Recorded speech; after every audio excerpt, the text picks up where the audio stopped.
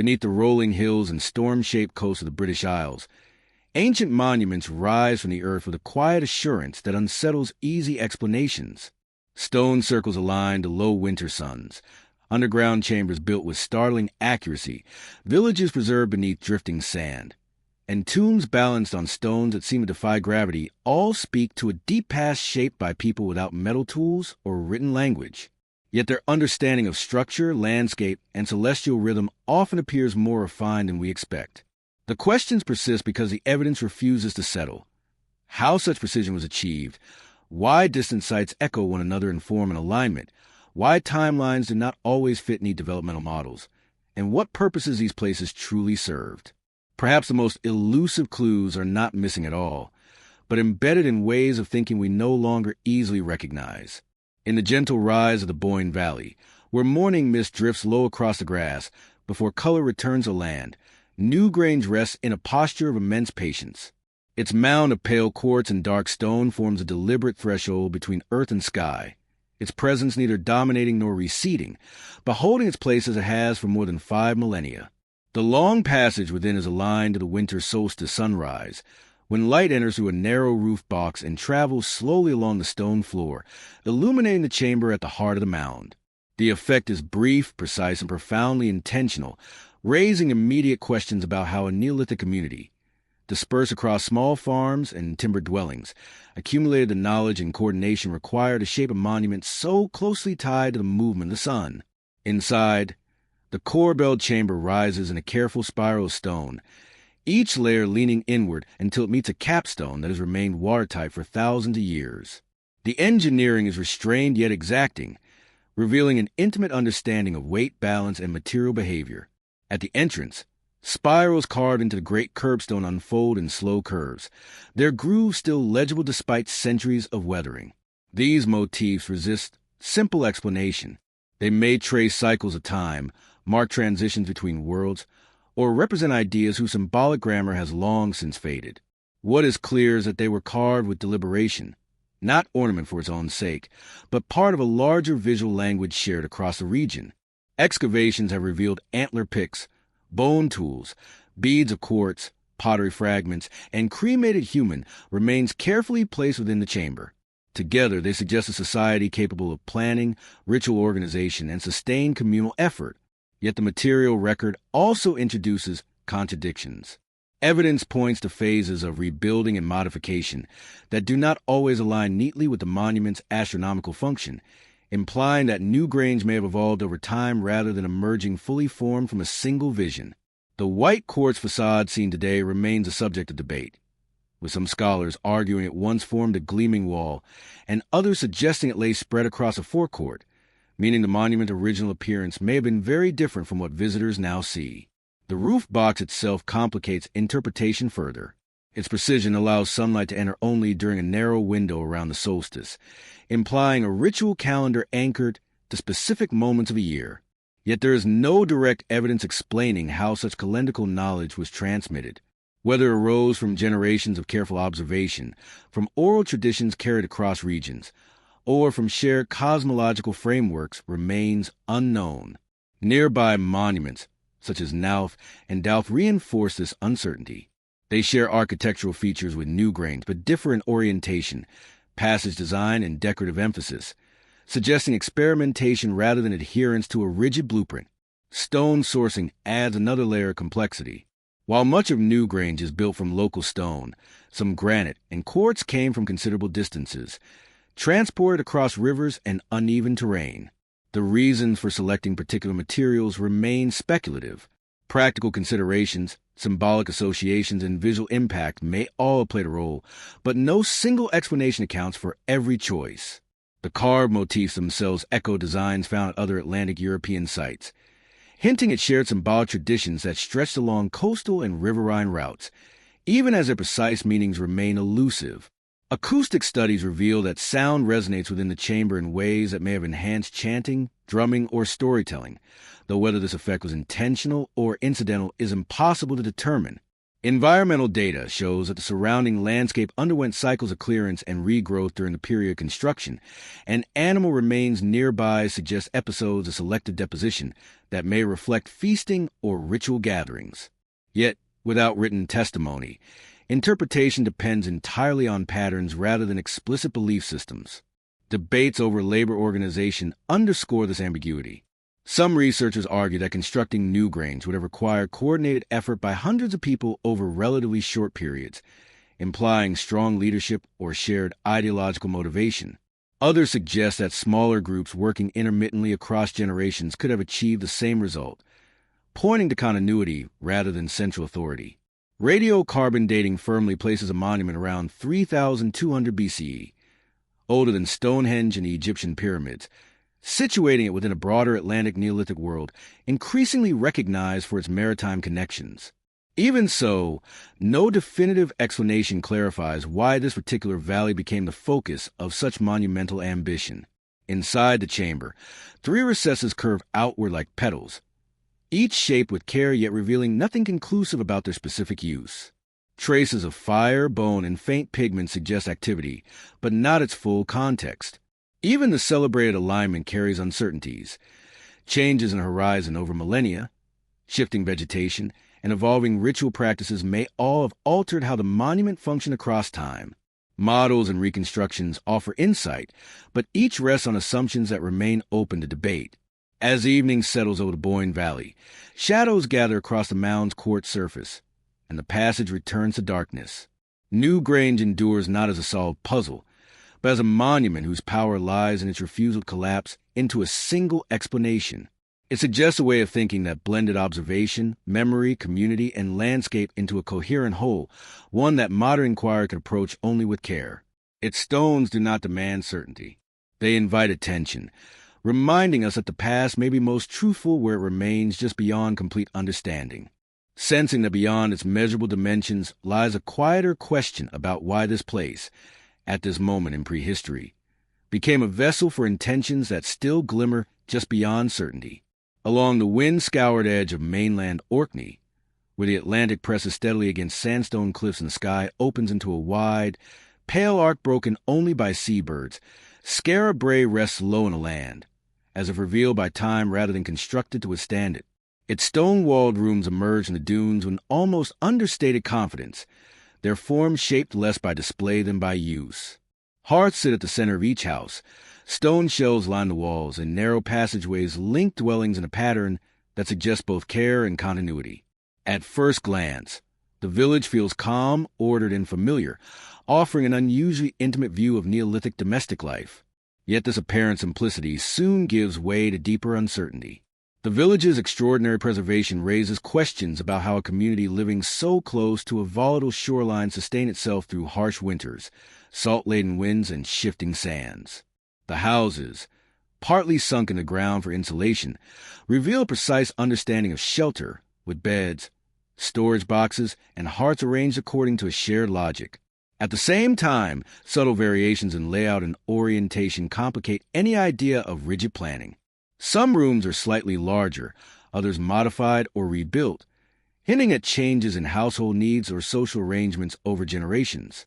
The absence of clear boundary markers around the settlement further obscures how space, ownership, and authority were understood within the community. Artifacts recovered from the houses add another layer of complexity. Polished stone tools, carved bone pins, and finely made beads appear across multiple dwellings, suggesting both personal possessions and forms of exchange that leave no written trace.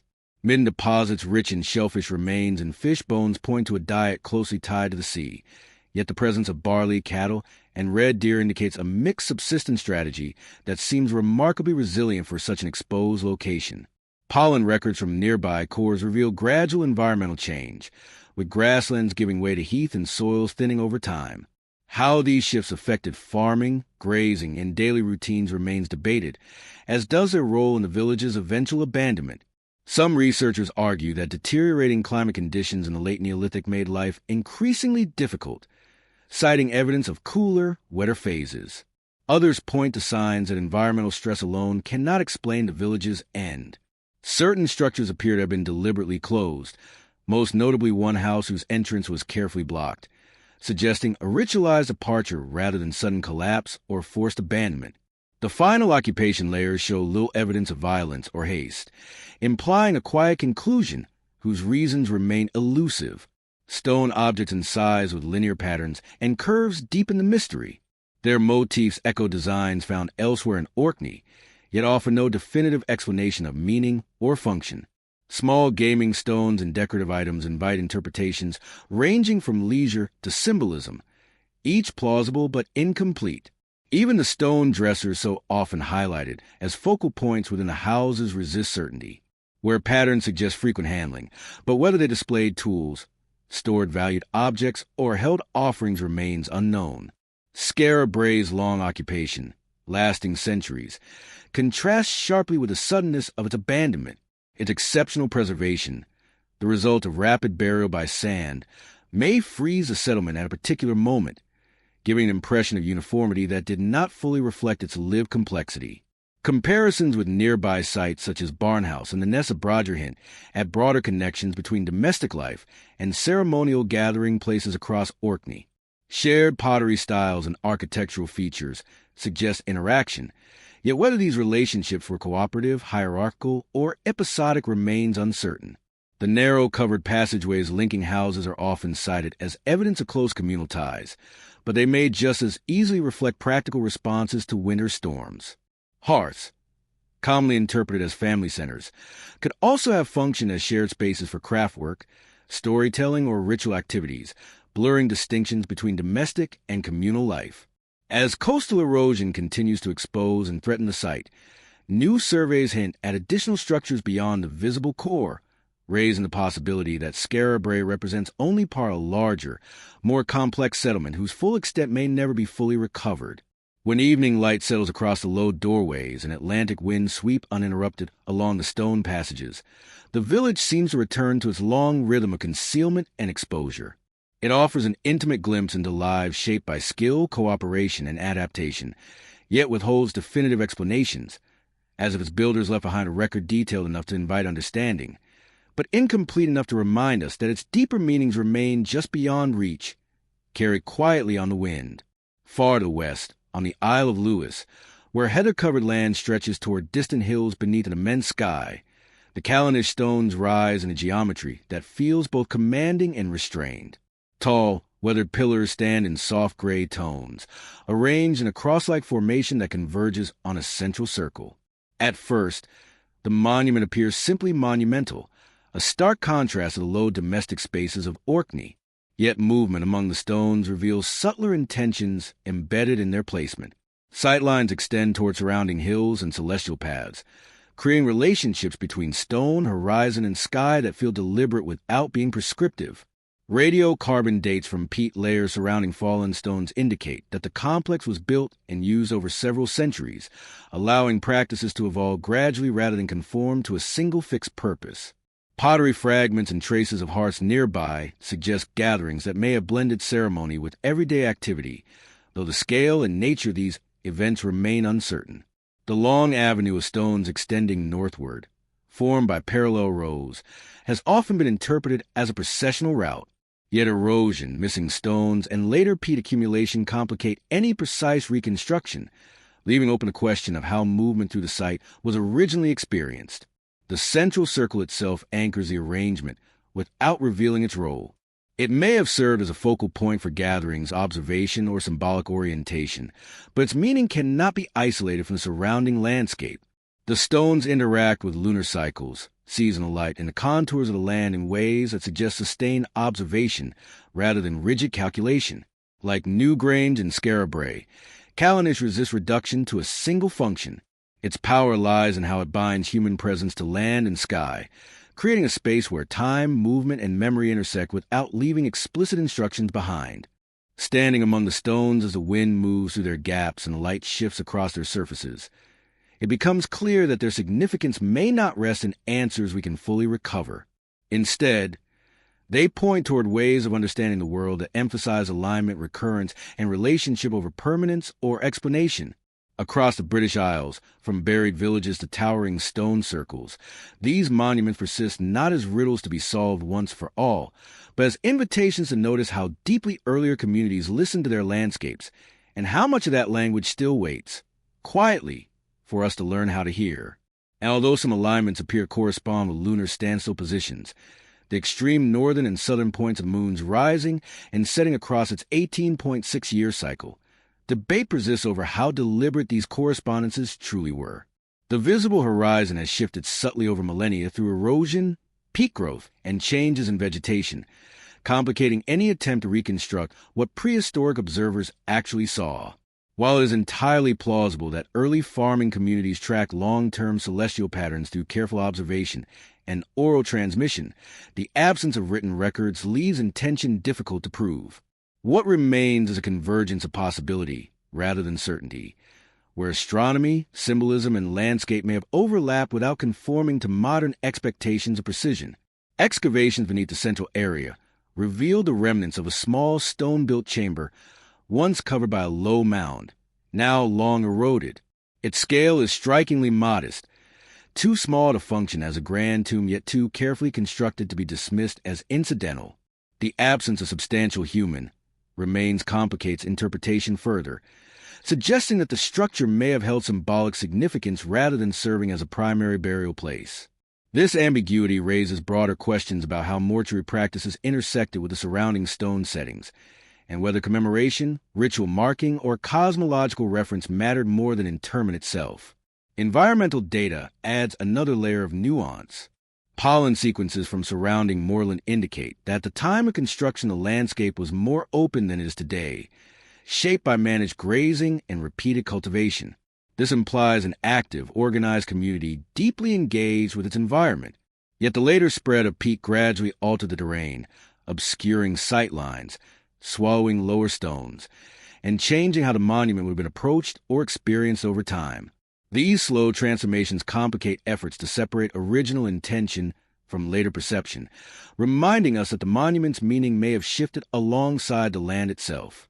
Geological analysis shows that the stones were sourced from relatively nearby outcrops, suggesting transport distances were modest compared to other megalithic projects. Still, the effort required to raise and position them with such coherence reflects a sophisticated understanding of weight, leverage, and ground stability. These were not isolated acts of ingenuity, but skills likely refined across generations and shared among communities whose settlements have left only faint archaeological traces. Beyond the main setting, smaller circles and solitary standing stones form a wider scatter across the landscape, hinting at a broader ceremonial or symbolic network. Whether these elements were conceived as part of a unified plan or added gradually by successive groups remains difficult to determine, as stratigraphic relationships are often masked by peat accumulation and centuries of weathering. Scholars examining these contradictions note that while the monument appears carefully aligned, the spacing and orientation of its avenues and arms vary subtly, resisting reduction to a single architectural blueprint. This irregularity suggests an organic process of development rather than a fixed design imposed all at once. The absence of domestic debris within the central area reinforces the sense that this was not a place of everyday life. Yet its proximity to fertile land indicates it was readily accessible to nearby communities. Small finds, beads, worked stone tools, fragment of pottery, hint at activity without defining it, while evidence of later Bronze Age reused through secondary burials and scattered artifacts demonstrates how meanings were layered rather than replaced. Even modern reconstructions of lunar or solar alignments must contend with uncertainties. Changes in horizon profiles, limitations in prehistoric observational accuracy, and the possibility that symbolic resonance mattered more than exact measurement all complicate definitive claims. Each hypothesis remains compelling, yet incomplete, and as dusk gathers across the moor and long shadows stretch from stone to stone, the monument seems to resume its quiet dialogue with wind and sky, holding space for both evidence and uncertainty, without resolving either. In the limestone expanse of the Bon, where the ground fractures into pale geometric slabs and grasses take root in narrow seams of soil, Polnabron Dolmen rises with stark clarity that feels almost accidental. Two slender portal stones lift a massive capstone toward a sky in constant motion, creating a silhouette of balance that seems improbable at first glance. Yet closer inspection reveals a carefully engineered substructure of packing stones beneath the surface, stabilizing what appears precarious and revealing a practical understanding hidden beneath visual simplicity. Excavation beneath the capstone uncovered the remains of more than 30 individuals, men, women, and children, interred over many centuries. Their bones bear the marks of labor, illness, and occasional injury, offering glimpses of lives shaped by physical effort and environmental challenge. The pattern of deposition suggests repeated returns to the monument rather than a single burial event, indicating that Polnebron functioned as a communal locus of memory whose significance endured across generations.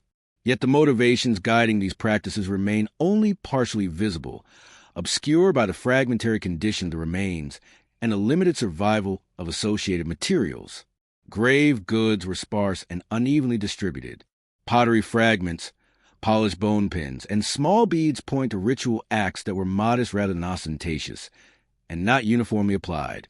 Stylistic similarities link the site to broader Neolithic traditions across Ireland and the Atlantic facade, implying shared beliefs or exchange networks, though the nature of these connections remains elusive. Radiocarbon dates place the earliest burials in the 4th millennium BC, aligning Polnebron with a period of widespread megalithic activity. Yet its architectural choices, the narrow chamber, the angled capstone, the slight southeast orientation, resist easy classification.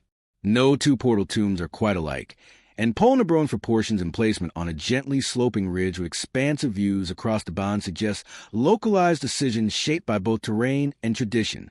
Soil samples within the chamber contain traces of pollen and charcoal, hinting at small fires or offerings associated with burial events.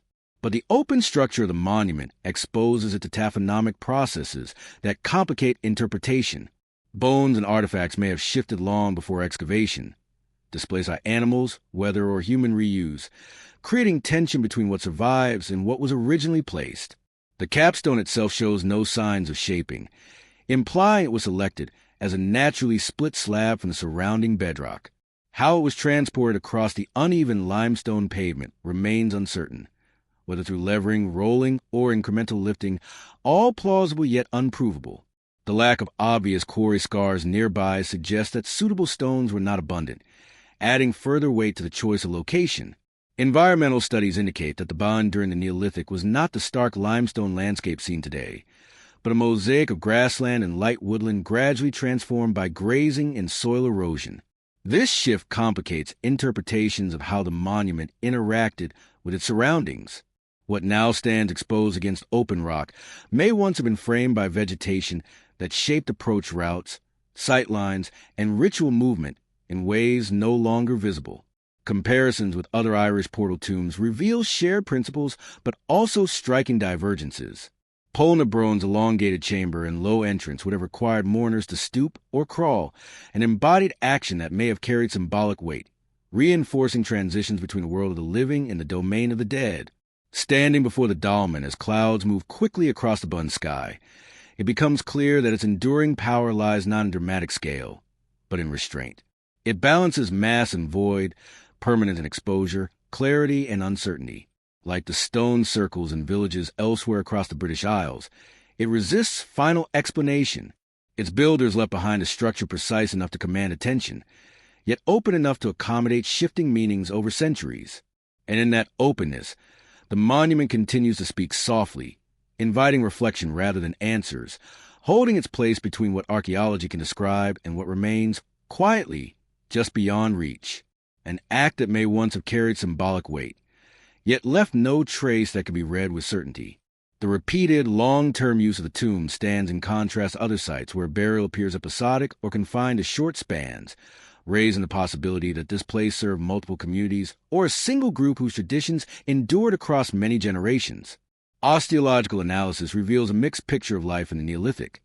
Signs of nutritional stress in some individuals, heel fractures in others, and evidence of childhood illness that speaks to the physical demands of subsistence farming in a landscape capable of both abundance and hardship. And yet, the deliberate choice to place the dead within a megalithic chamber rather than simpler pits suggests a collective impulse to formalize memory through architecture, embedding identity in stone even as individual lives pass quickly. One of the monument's most persistent ambiguities lies in its orientation.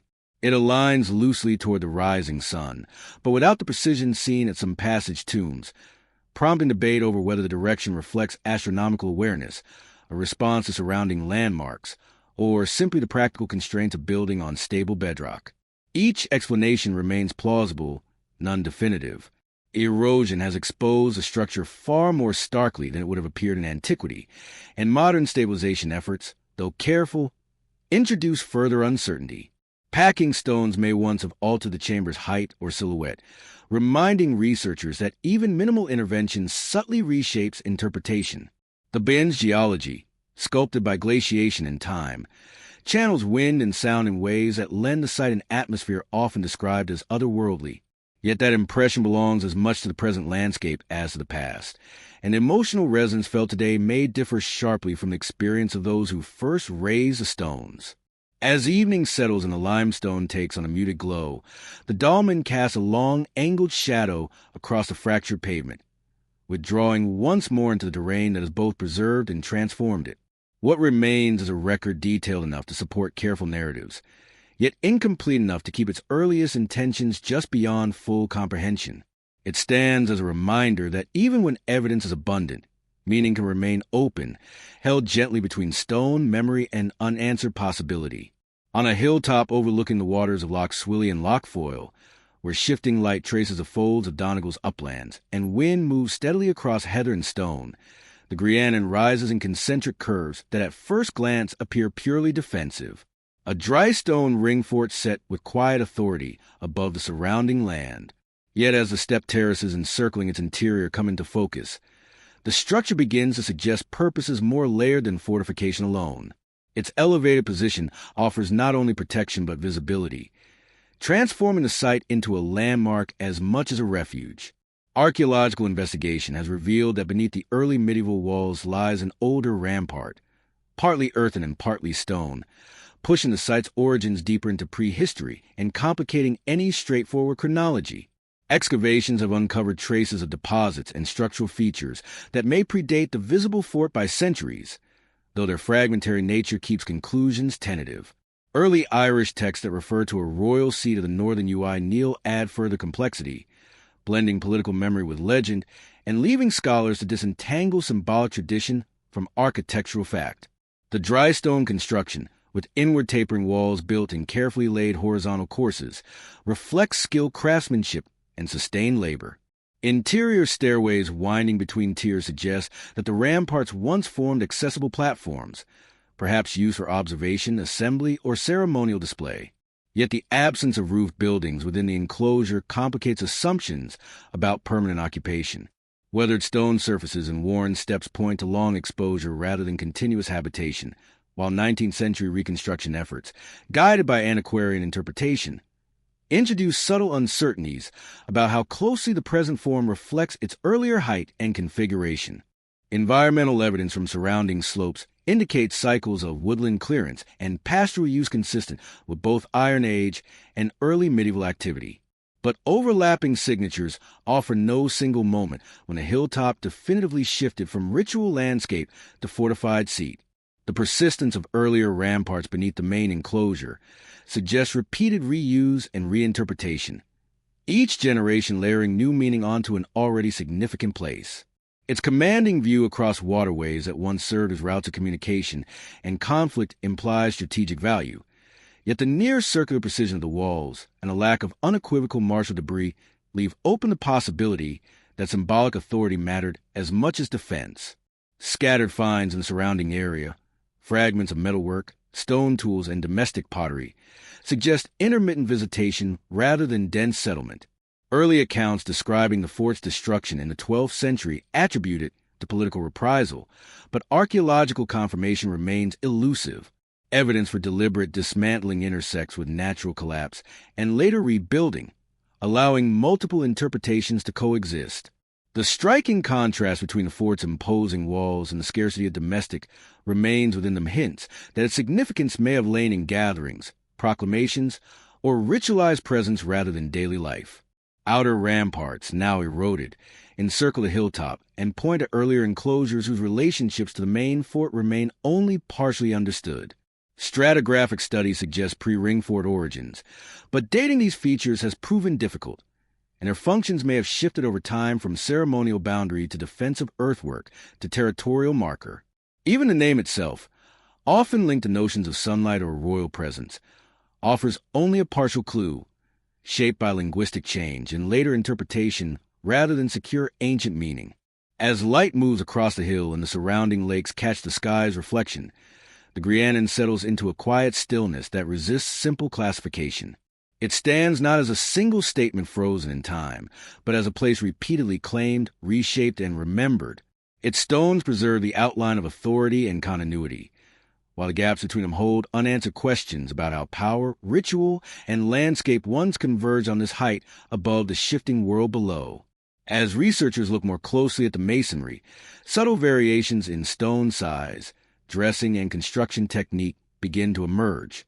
These differences may point to distinct phases of building, repairs, or reworking over long periods of use, yet it remains difficult to determine whether they reflect chronological development or simply practical responses to what materials were available at different moments. This uncertainty is compounded by the fort's reconstruction in the late 19th century. Though undertaken with sincere preservationist intent, the work inevitably relied on contemporary judgment rather than definitive evidence, introducing choices that cannot now be fully disentangled from the original fabric. With limited records documenting the site's condition prior to restoration, modern investigators are left to navigate a delicate overlap between ancient structure and later intervention. And yet, when evening shadows stretch across the terraces and the wind moves freely through the open center, the Grianan conveys a sense of continuity that rises above its fragmentary record. It stands as a summit-bound structure whose role may have shifted repeatedly, from prehistoric enclosure to early medieval seat of power to symbolic ruin, each phase layered upon the last, contributing to an identity that resists final explanation. The fort endures quietly as both monument and question, its stones shaped by human intention, while carrying meanings that remain just beyond complete recovery. Across the broad basin of Orkney Stenness, Brodger Isthmus, where two locks mirror shifting weather and pale light spreads thinly across water, the ring of Brodger emerges in a circle so expansive that its stones can seem almost understated at first glance. Slender upright stand with measured restraint along the arc of a vast ditch, whose full sweep becomes apparent only when traced slowly on foot. As one follows the curve, the monument reveals itself not as a single gesture, but as an extended conversation between land, sky, and human intention. Here, Neolithic builders shaped a circle more than 100 meters across without metal tools, carving a broad ditch into bedrock using antler picks and organizing the placement of stones that vary in height, form, and geological origin. These variations hint at decisions informed by both practical constraints and symbolic considerations, though the precise logic behind them remains partly obscure by time. Unlike many stone circles, Brodger contains no clear internal structures. Instead, its significance may have resided in movement along its perimeter, in gatherings that blended ritual, seasonal observation, and communal affirmation.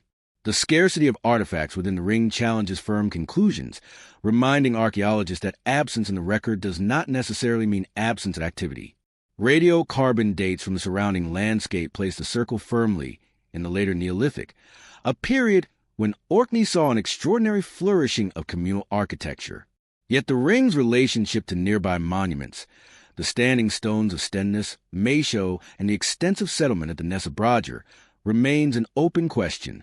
Pottery styles, architectural parallels, and spatial proximity suggest interconnected use, but the precise sequence of construction and the social links between these sites remain difficult to untangle. Marshy ground conceals earlier phases, while centuries of erosion along the lock edges have blurred stratigraphic clarity. Some researchers propose that Brodger function as a monumental boundary between domestic and ceremonial worlds, while others caution against imposing rigid divisions on a landscape whose meanings likely evolve gradually over generations. The sheer scale of the circle raises further questions about organization and labor. Excavating the ditch required the sustained removal of large volumes of material, yet evidence for construction activity around the perimeter is uneven, suggesting either different episodes of work or varying functions across sections of the henge. Geological analysis shows that the stones were sourced from multiple locations, some nearby and others at modest distances, though none require the dramatic long-range transport seen at monuments elsewhere.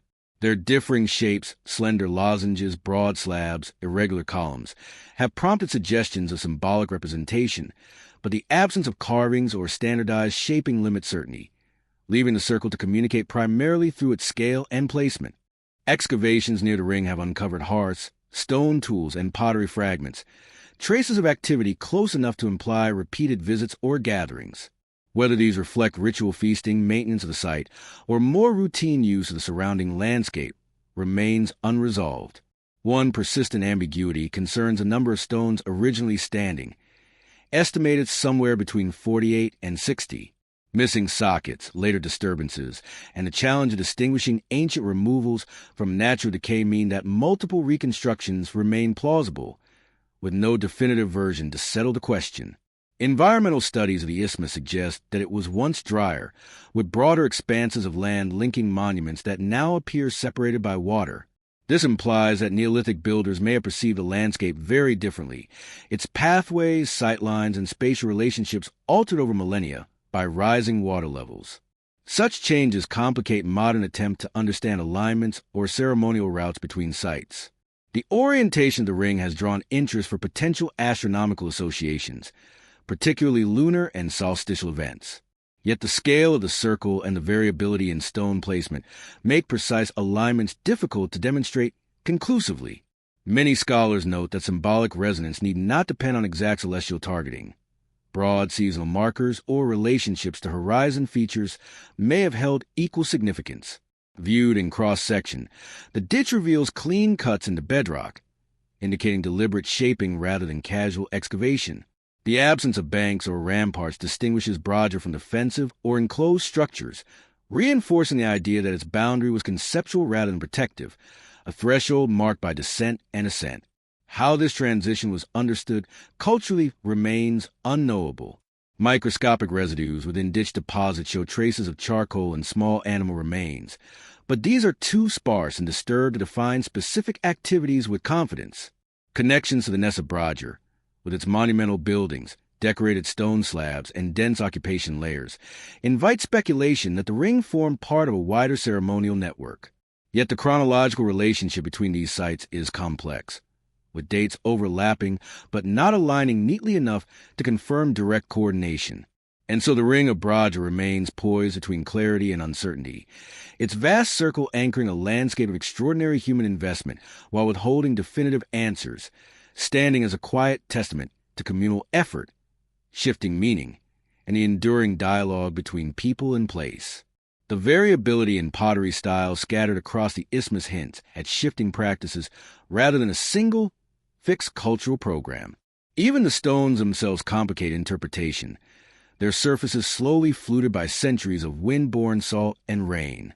While this erosion is natural, it also obscures any subtle shaping or markings that may once have existed, leaving scholars to wonder whether the stone's present appearance truly reflects their original form or masks details now lost. And as twilight settles over the isthmus, turning the locks into muted mirrors and stretching long shadows across the ditch, the ring of Brodger seems to return to a quiet equilibrium. Vast yet restrained, monumental yet elusive, it offers evidence rich enough to invite insight, but incomplete enough to deny final certainty, holding open a space between what is known, what is inferred, and what remains just beyond explanation. On a low rise at the heart of Orkney's Neolithic landscape, where winter light glances off waterlogged fields and wind carries a persistent hush across heather and stone, Maeshowe comes gently into view. From the outside it appears as a broad, grass-covered mound, its calm exterior giving little hint of the architectural precision concealed within. A narrow entrance passage angles inward beneath carefully laid slabs, leading toward a chamber whose core-belled roof has maintained its balance for more than 5 millennia. The first impression is one of deliberate order, but this quiet precision soon raises deeper questions about intention and continuity. Maeshowe's alignment with the midwinter sunset, allowing light to penetrate deep into the passage during only a brief seasonal window, stands out within the Arcadian megalithic tradition, not for dramatic display, but for the subtle accuracy achieved by builders who left no written account or aims. Archaeological examination shows that many of the stones were quarried from nearby outcrops, though some were transported across wet ground with considerable effort. Their surfaces bear traces of shaping that suggest planned assembly rather than improvised construction. Excavations reveal that the mound once rose higher and more steeply than it does today, encircled by a ditch whose function remains uncertain. Perhaps a symbolic boundary, perhaps a practical source of building material. Inside, the chamber side cells appear to have been intended for deposition or ritual use, yet their precise role is clouded by the absence of undisturbed Neolithic remains. Much of the original material was disturbed long before modern excavation, leaving only fragments of bone and stone to hint at early practices. One of Meisho's most intriguing contradictions lies in its later history. In the 12th century, Norse visitors entered the mound and carved runic inscriptions into its walls, leaving names, brief statements, and reflections that record a fleeting medieval presence within a monument already ancient. These carvings are invaluable historically, but they complicate interpretation, blurring the distinction between Neolithic surface modification and later intervention. At the same time, they testify to the mound's enduring significance long after its original cultural context had shifted. Soil and pollen studies indicate that the surrounding landscape was more open in prehistory, with evidence of cultivation and grazing. Reconstructing original sightlines remains challenging, however, because changes in water levels across the Stenness, broader area have altered the horizon, affecting interpretations of how precisely the winter-sunset alignment once functioned. Atmospheric conditions and subtle topographical shifts may also have influenced how light entered the passage, adding another layer of uncertainty. Comparisons with other passage tombs in Orkney and beyond reveal both shared traditions and notable divergences.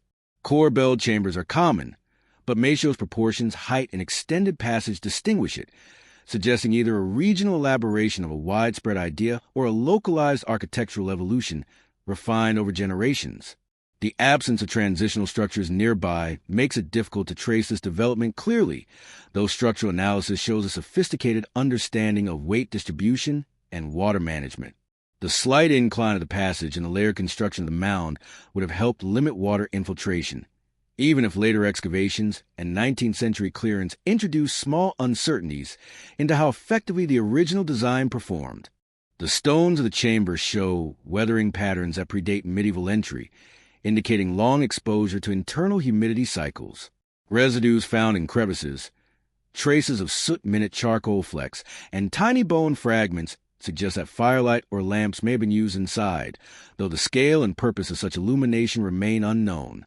Outside the mound, scattered work stone fragments imply that a construction area once existed nearby, yet the disturbance of these materials prevents reconstruction of specific building stages. It remains unclear whether a formal plan guided the work or whether the monument took shape through incremental adjustment as each layer rose. Debate continues over whether Meisho functioned primarily as a tomb, a seasonal observatory, a ceremonial chamber, or some combination of these roles. The evidence supports each interpretation in part, while withholding a decisive answer. The lack of clear burial assemblages contrasts with the architectural grandeur often associated with funerary monuments, raising the possibility that the site's function evolved over centuries of use. Even the passage orientation, though broadly consistent with midwinter solar alignment, is not mathematically exact, and scholars note that long-term changes in the horizon may have altered its apparent precision, complicating judgments about whether the builder sought strict accuracy or symbolic resonance within a broader seasonal framework. The runic inscriptions, though much later, offer hints about how the mound was perceived in the medieval period as a place worthy of entry, comment, and perhaps quiet contemplation. Their presence overlays a Neolithic story with another layer of meaning that must be carefully separated in interpretation. And as twilight settles over the locked margins and the mound slips into shadow, Meisho holds its steady balance between evidence and elusiveness. Its enduring alignment and architectural mastery speak clearly of intention, yet its deeper significance remains partly obscured, leaving the long, low passage and stone chamber to occupy a space where archaeological understanding converges with unanswered possibility, and where the winter sun continues to trace a path that hints at meaning without ever fully revealing it. Beyond these northern islands, the wider landscape of Britain carries its own dense weave of stone and earth, places where intention is impressed not through walls or roofs, but through alignment, spacing, and the shaping of open ground. Across chalk downs, river valleys, and rolling moorland, monuments appear that are less about enclosure than about orientation, less about shelter than about marking presence in relation to sky and season. And it is within these spaces, where architecture dissolves into landscape, that many of the same questions return, quietly persistent.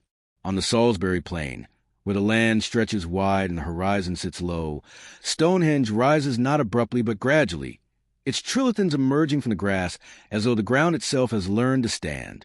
From a distance the stones appear almost sparse, their power understated, but closer study reveals a structure shaped by repeated acts of decision over more than a millennium. The blue stones brought from distant Wales, the massive sarsen's dress jointed with precision that suggests careful planning, and the surrounding earthworks that frame the monument rather than confine it all point to a site whose meaning accumulated rather than arrived fully formed. And yet the very clarity of its alignment with the midsummer sunrise and midwinter sunset introduces contradiction. For while the solar axis is widely accepted, the sequence of construction phases does not align neatly with a single astronomical purpose, suggesting that orientation was one thread among many, not the sole guiding principle. Excavations across the surrounding plain reveal a dense ritual landscape. Cursus monuments stretching across the chalk, burial mounds clustered in deliberate proximity, timber circles that once stood and then vanished. These features indicate that Stonehenge was never isolated, but part of a wider ceremonial geography whose paths and sightlines link multiple places of gathering, remembrance, and transition. Yet the absence of domestic debris within the immediate area reinforces the sense that this was not a place of everyday life, but one set apart, visited deliberately, perhaps seasonally, perhaps in response to moments of social convergence that left only faint archaeological signatures. Cremated human remains found within the stone circle suggest funerary associations, but their distribution does not fully explain the scale of labor invested, leaving open the possibility that the monument's role shifted across generations, accommodating different meanings as communities changed. Nearby at Avebury, monumentality takes a different form. Here the circle expands to encompass an entire village, its vast earthwork ditch and bank enclosing stones that once stood in multiple rings. The scale is disorienting, not because of height, but because of breadth. Movement through Avebury is less about approaching a focal point, and more about wandering through a space that blurs boundaries between ritual and habitation. Later occupation, medieval roads, and modern buildings sit directly atop the prehistoric layout, complicating interpretation, but also reinforcing the sense that this landscape has long resisted singular use. Excavations show that the ditch was dug with extraordinary effort, antler picks cutting deep into chalk, yet the interior stones vary in size and placement, suggesting that uniformity was not the goal. Instead, the monument seems to have accommodated difference, perhaps reflecting social plurality rather than centralized control. The avenues extending from Avebury, lines of paired stones leading toward distant sites, further complicate the picture. Their orientations hint at connections between monuments, but erosion, missing stones, and later land use obscure their full extent. Whether these avenues guided processions, mark cosmological pathways, or simply formalized movement through a ritual landscape remains unresolved. What is clear is that the builders invested heavily in shaping experience, guiding bodies through space in ways that likely carried meaning beyond what survives materially. Further west, along the Atlantic-facing edges of Britain, chambered tombs and stone rows appear in quieter settings, often perched above valleys or aligned along ridges where land meets sky. Sites like Carnooney or Chun Quoit speak a different architectural language, one less monumental in scale, but equally deliberate. Their stones are chosen for balance and placement rather than mass, their chambers intimate rather than expansive. Burials within these structures show repeated use over long periods, suggesting that continuity mattered as much as spectacle. Yet the lack of consistent grave goods or standardized layouts resists efforts to define shared belief systems, reminding researchers that similarity of form does not necessarily imply uniformity of meaning. Environmental studies across these regions reveal landscapes in flux. Woodland clearance, soil exhaustion, and changing climate patterns intersect with the periods of monument building, hinting at societies responding to environmental pressure as much as cosmological curiosity. Some monuments may have served as anchors during times of uncertainty, fixed points in a world of shifting resources and social networks. Others may have marked transitions, seasonal thresholds, or ancestral claims to land whose ownership was negotiated through memory rather than boundary stones. What unites these sites is not a single function, but shared investment in placemaking. The builders shaped ground, stone, and horizon to create settings where human presence was amplified against vast natural forces. They worked without metal tools, without written plans, yet their constructions demonstrate accumulated knowledge of stone behavior, of celestial cycles, of how sound travels within enclosed spaces, of how bodies move through landscapes. This knowledge appears neither sudden nor isolated, but transmitted through practice, observation, and repetition across generations whose names are lost but whose decisions endure. The contradictions that trouble modern interpretation may reflect this very process. Monuments that appear precise yet evolve over time, alignments that are broadly accurate but not exact, structures that suggest both communal and exclusive use all point toward cultures comfortable with ambiguity. Meaning may not have been fixed but negotiated, renewed with each gathering, each burial, each seasonal return. And the absence of written explanation, rather than a deficit, may be a reminder that these places function within oral traditions where understanding was enacted rather than recorded. As dusk settles across the British landscape, from chalk down to island shore, these monuments take on a softened presence. Stones that once marked time now absorb shadow. Earthworks that once defined space blur into grass. And in that quiet transition, the sites seem to resist final interpretation, holding instead a steady invitation to consider how much a human intention can be preserved in material form, and how much inevitably dissolves into silence. The enduring mystery of these places lies not in impossibility or lost technology, but in the distance between modern questions and ancient ways of knowing. A distance bridged only partially by excavation, analysis, and never fully closed, leaving the stones to stand where they are, shaped by hands long gone, continuing to gesture toward meanings that remain present, but never entirely revealed.